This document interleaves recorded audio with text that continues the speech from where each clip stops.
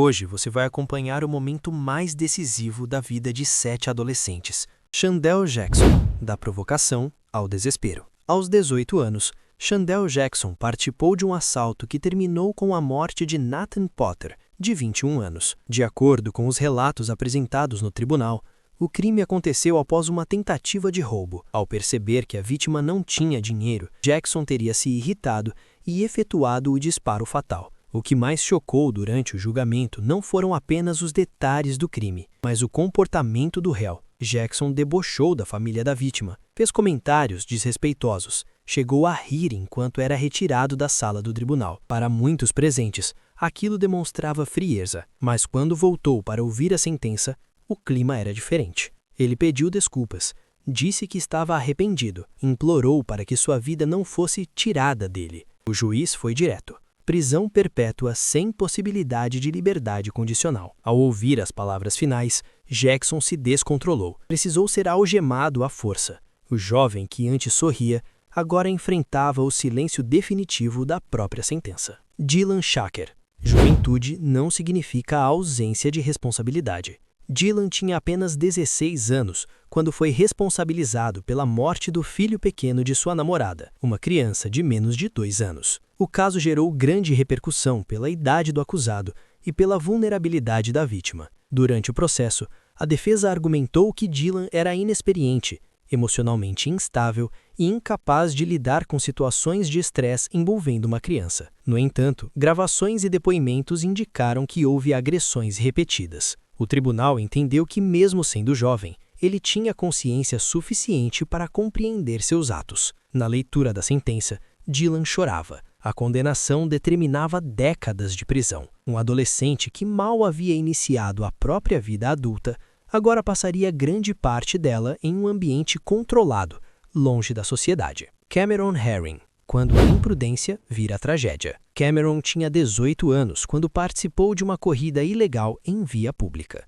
Durante a disputa em alta velocidade, atingiu uma mãe e sua filha pequena que atravessavam a rua. Ambas morreram. No tribunal, a promotoria destacou a escolha consciente de correr em alta velocidade em área urbana. A defesa falou em juventude, imaturidade e falta de intenção de matar. O caso ganhou repercussão mundial, especialmente nas redes sociais, onde milhares de pessoas pediam redução da pena. Mas dentro da corte, o julgamento era técnico. A decisão foi clara: 24 anos de prisão. Cameron manteve postura séria ao ouvir a sentença, sem explosões emocionais visíveis, mas a gravidade do momento era incontestável. Um erro de segundos resultou em décadas de consequências. Brandon Spencer, a reação mais explosiva. Brandon tinha 19 anos quando participou de um ataque durante uma festa de Halloween no campus da Universidade do Sul da Califórnia. Após um desentendimento, deixou o local e retornou armado. Disparou contra várias pessoas. 4 acusações de tentativa de assassinato foram registradas. Apesar de ninguém ter morrido, o tribunal considerou a gravidade extrema da ação. Durante o julgamento, Spencer alegou que não fazia parte de gangues e demonstrou arrependimento, mas o juiz enfatizou o risco coletivo causado. 40 anos de prisão. Ao ouvir a sentença, Brandon entrou em colapso. Bateu a cabeça contra a mesa repetidamente. Precisou ser contido por agentes. Foi uma das reações mais intensas registradas. O impacto da decisão pareceu atingi-lo apenas naquele instante. Mart Fuller, o silêncio diante da condenação. Com apenas 15 anos, Mart viu seu nome sair dos corredores da escola para ocupar as manchetes policiais. O relacionamento havia terminado pouco tempo antes, o que para muitos adolescentes seria apenas mais uma decepção amorosa, terminou de forma trágica. Segundo os relatos apresentados no tribunal, Mart entrou no quarto da ex-namorada quando ela estava ouvindo música. Momentos depois, o disparo foi efetuado. A mãe da jovem, ao ouvir o barulho, correu até o quarto. Ela também foi atingida, mas sobreviveu, e sua presença no julgamento se tornou uma das peças centrais do caso. No tribunal, cada detalhe foi reconstruído: mensagens, depoimentos, perícias. Durante todo o processo, Mart apresentou comportamentos contrastantes. Em alguns dias, permanecia impassível, olhando fixamente para frente. Em outros, demonstrava nervosismo evidente. respirando fundo repetidamente e evitando o contato visual. Mesmo diante das evidências, manteve a afirmação de inocência. Sua defesa tentou levantar dúvidas, questionar versões e destacar sua pouca idade. Mas o júri entendeu que as provas eram consistentes. Chegou o dia da sentença. Quando o juiz anunciou a condenação, Marty permaneceu imóvel. Jennifer Mee, da infância viral à condenação perpétua. Jennifer ficou nacionalmente conhecida quando criança por uma condição rara de soluços persistentes. Anos depois, já adolescente, envolveu-se em um plano que resultou na morte de um jovem de 22 anos. Segundo o processo, ela atraiu o vítima para um local isolado onde ocorreu o crime. Gravações feitas enquanto estava presa foram usadas como evidência no julgamento. O júri considerou que houve participação ativa no planejamento.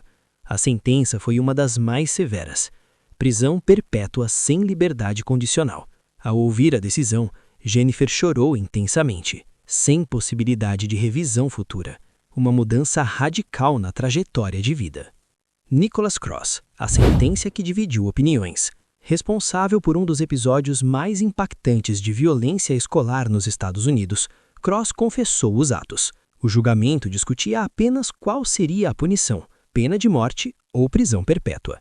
A promotoria apresentou registros digitais, mensagens e evidências de planejamento prévio. Durante a exibição de áudios e provas, Cross evitou olhar. A decisão final foi prisão perpétua sem possibilidade de liberdade condicional. A sentença gerou debates intensos, mas juridicamente significava uma única coisa: ele nunca mais sairia da prisão. Esses 7 casos têm algo em comum. Não importa a história, não importa o contexto, não importa o quanto ainda eram jovens. A sentença chega da mesma forma, fria, direta, definitiva. A juventude pode explicar impulsos, pode explicar imaturidade, mas não apaga consequências. O momento da sentença é o instante em que qualquer narrativa construída pela defesa, qualquer justificativa, qualquer esperança, é substituída por uma única realidade: a liberdade acabou. Alguns choram compulsivamente, alguns entram em colapso diante de todos, alguns tentam manter a postura até o último segundo, e há aqueles que permanecem em silêncio absoluto.